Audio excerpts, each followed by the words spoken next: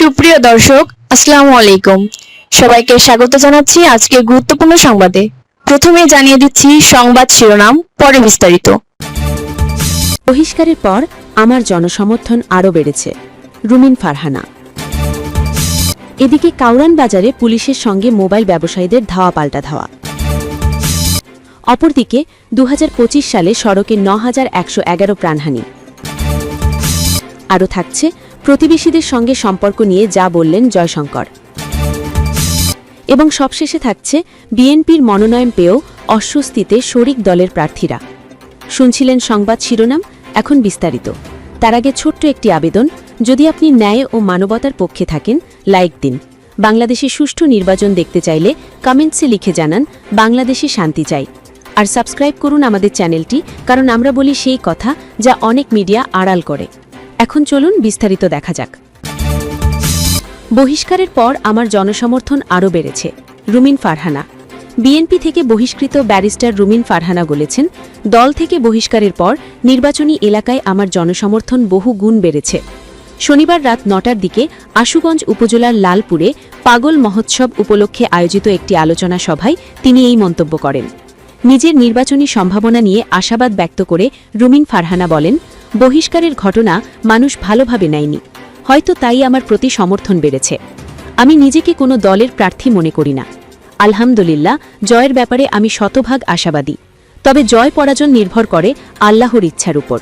রুমিন ফারহানা বলেন, আমি জানি না এর রহস্য কি, হয়তো মানুষ আঘাত পেয়েছে। যেদিন দেশনেত্রী খালেদা জিয়া আমাদের ছেড়ে চলে গেলেন, তার লাশ দাফনও হয়নি, তার আগেই যখন ৯ জনকে বহিষ্কার করা হলো, মানুষ বিষয়টি ভালোভাবে নেয়নি। এ সময় উপস্থিত ছিলেন আতাউর রহমান বাবুল, নাসির উদ্দিন মুন্সি, রাসেল বিপ্লব, হেলাল মিয়া প্রমুখ। এদিকে কাউরান বাজারে পুলিশের সঙ্গে মোবাইল ব্যবসায়ীদের ধাওয়া পাল্টা ধাওয়া। রাজধানীর কাউরান বাজারে মোবাইল ফোন ব্যবসায়ীদের সঙ্গে পুলিশের ধাওয়া পাল্টা ধাওয়া হয়েছে। রবিবার ব্যবসায়ীরা সড়ক অবরোধের চেষ্টা করলে পুলিশ বাধা দেয়, তাতে ধাওয়া পাল্টা ধাওয়া শুরু হয়। পরে পুলিশ টিয়ার গ্যাস এবং সাউন্ড গ্রেনেড ব্যবহার করে ব্যবসায়ীদের সরিয়ে দেয়।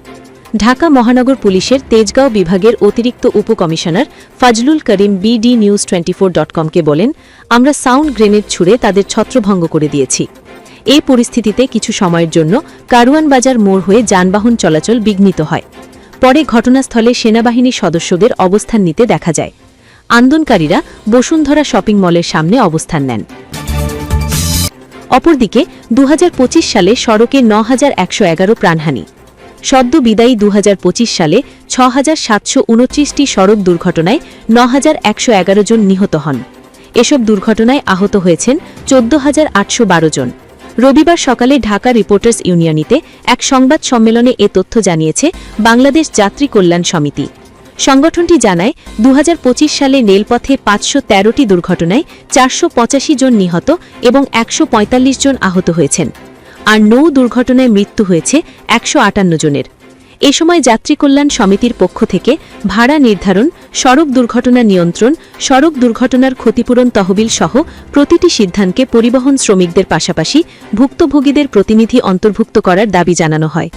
এছাড়া আসন্ন নির্বাচনের ইশতেহারে গণপরিবহন নিরাপত্তা ইস্যুটি নিয়ে আসতে দলগুলোকে আহ্বান জানান সংগঠনের নেতারা। আরও থাকছে প্রতিবেশীদের সঙ্গে সম্পর্ক নিয়ে যা বললেন জয়শঙ্কর। বাংলাদেশে নির্বাচনের মধ্য দিয়ে পরিস্থিতি স্বাভাবিক হলে এই অঞ্চলের সুপ্রতিবেশী সুলভ সম্পর্ক আরও জোরদার হবে বলে আশা প্রকাশ করেছেন ভারতের পররাষ্ট্রমন্ত্রী এস জয়শঙ্কর। শুক্রবার চেন্নাইয়ে একটি অনুষ্ঠানে সাম্প্রতিক বাংলাদেশ সফর নিয়ে প্রশ্ন করা হলে তিনি এ আশাবাদ প্রকাশ করেন। হিন্দুস্তান টাইমস এ সংক্রান্ত একটি ভিডিও প্রকাশ করেছে। জয়শঙ্কর বলেন, যেসব দেশ সহযোগিতামূলক সম্পর্ক বজায় রাখে, ভারত তাদের সমর্থন এবং সহায়তা দেয়। উদাহরণ হিসেবে তিনি মহামারীর সময় টিকা কূটনীতি এবং পরে শ্রীলঙ্কার অর্থনৈতিক সংকটে সহায়তার কথা বলেন। তিনি বলেন, যেসব প্রতিবেশী দেশ সন্ত্রাসবাদ চালিয়ে যায়, তাদের বিরুদ্ধে আত্মরক্ষার অধিকার ভারতের রয়েছে। এসব বিষয়ে নয়াদিল্লির দৃষ্টিভঙ্গি পরিচালিত হয় সাধারণ বুদ্ধি ও নাটিক স্বার্থের ভিত্তিতে। বাংলাদেশে সাম্প্রতিক সুরক্ষা ও রাজনৈতিক পরিবর্তনের প্রেক্ষাপটে হস্তক্ষেপ না করার অবস্থান বজায় রেখে এবং ভারতের নিরাপত্তা স্বার্থ রক্ষা করে ভারত কিভাবে তার প্রতিবেশী প্রথম নীতি পুনর্গঠন করছে, এই প্রশ্নের জবাবে জয়শঙ্কর বলেন, মাত্র 2 দিন আগে বাংলাদেশে ছিলাম। বাংলাদেশের প্রাক্তন প্রধানমন্ত্রী বেগম খালেদা জিয়ার জানাজায় ভারতের প্রতিনিধিত্ব করতে আমি সেখানে গিয়েছিলাম। আমাদের অনেক প্রতিবেশী আছে, এটা আমাদের সৌভাগ্য।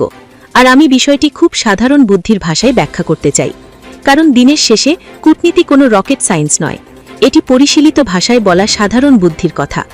সাধারণ বুদ্ধিতে আপনি একজন প্রতিবেশীর সঙ্গে কি করেন? যে কোনো প্রতিবেশীর কথাই ধরুন আপনি কোনো হোস্টেলে থাকেন, সেখানেও আপনার প্রতিবেশী আছে।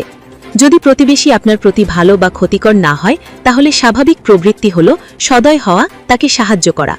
আমরা একটি দেশ হিসেবেও ঠিক সেটাই করি। ইউক্রেন যুদ্ধের উদাহরণ টেনে তিনি বলেন, এই যুদ্ধের কারণে খাদ্য সংকট, জ্বালানি সংকট, আর্থিক সংকট তৈরি হয়েছিল।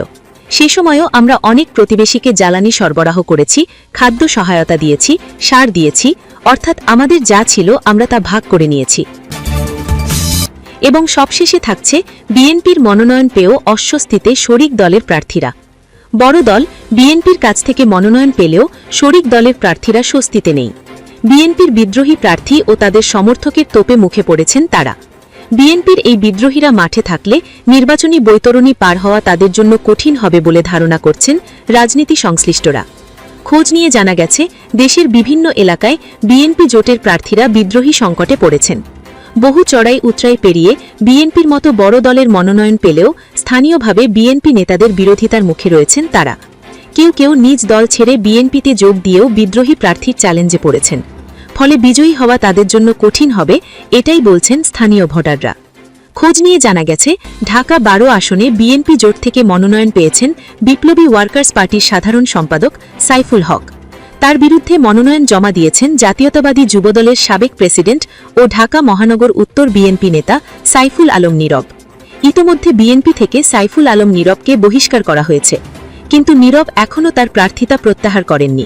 এতে সহজেই বোঝা যায় সাইফুল হক এখানে বিরোধিতার মুখে রয়েছেন। অপরদিকে এই আসনে জামায়াতের শক্ত প্রার্থী রয়েছেন। এই আসনে জামায়াত প্রার্থী করেছেন তাদের দলের সর্বোচ্চ নীতি নির্ধারণী ফোরাম জাতীয় নির্বাহী পরিষদের সদস্য সাইফুল আলম খান মিলনকে। এখন সাইফুল আলম নীরব আর মিলনের সঙ্গে প্রতিদ্বন্দ্বিতা করে মাঠে কতটা টিকে থাকবেন জোট প্রার্থী সাইফুল হক, সেটা সময় বলে দেবে। বাংলাদেশ জাতীয় পার্টির বিজেপির চেয়ারম্যান আন্দালিব রহমান পার্থকে ঢাকা 17 আসনটি দেওয়ার কথা ছিল বিএনপির, কিন্তু শেষ সময় ঢাকা 17 আসনে মনোনয়ন জমা দিয়েছেন বিএনপির চেয়ারম্যান তারেক রহমান। ফলে আন্দালিব রহমান পার্থকে দেওয়া হয়েছে ভোলা 1 আসন। কিন্তু ওই আসনে ভোলা জেলা বিএনপি সভাপতি গোলাম রবি আলমগীরকে আগেই মনোনয়ন দিয়েছে বিএনপি। এখন আন্দালিব রহমান পার্থকে জোটের প্রার্থী করায় সেখানে স্বাভাবিকভাবেই বিরোধিতার মুখে পড়বেন পার্থ।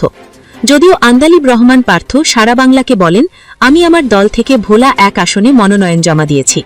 আলমগীর চাচাও বিএনপি থেকে জমা দিয়েছেন। যেহেতু বিএনপি তাকে আগে মনোনয়ন দিয়েছিল, সেজন্য তিনি জমা দিয়েছেন। এটা মনোনয়ন প্রত্যাহারের আগে সমঝোতা হয়ে যাবে। তবে ভোলায় একটি বিএনপির অংশ তার বিরোধিতা করছে বলেও তিনি স্বীকার করেন। তিনি বলেন, সব দলেই বিরোধিতা থাকে, রাজনীতির মাঠে বিরোধিতা স্বাভাবিক ঘটনা। জেলা সেক্রেটারির নেতৃত্বে একটি অংশ বিরোধিতা করলেও পরে ঠিক হয়ে যাবে। বগুড়া 2 আসনে বিএনপি জোট থেকে মনোনয়ন পেয়েছেন নাগরিক ঐক্যের মাহমুদুর রহমান মান্না। তিনি ঋণ খেলাপি হিসেবে নির্বাচন করতে পারবেন কিনা সন্দেহ ছিল, সেজন্য উপজেলা বিএনপি সভাপতি মীর শাহে আলমকে মনোনয়ন দেওয়া হয়েছিল।